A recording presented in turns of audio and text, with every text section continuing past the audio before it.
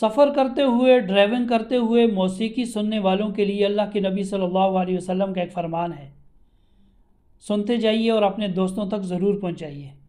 اللہ کے نبی صلی اللہ علیہ وسلم کا فرمان ہے، جو شخص سفر کے دوران اللہ کے ذکر میں مشغول رہتا ہے تو اللہ تبارک و تعالی ایک فرشتے کو اس کا ہم سفر بنا دیتا ہے، وہ فرشتہ اس کی حفاظت میں لگا رہتا ہے۔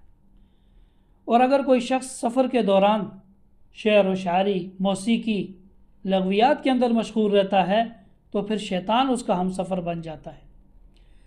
یاد رکھنا، ایک دوسری حدیث میں ہے کہ السفر قطعۃ من العذاب، سفر عذاب کے ٹکڑوں میں سے ایک ٹکڑا ہے، لہذا سفر کے دوران اللہ کی یاد میں مشغول رہا کریں۔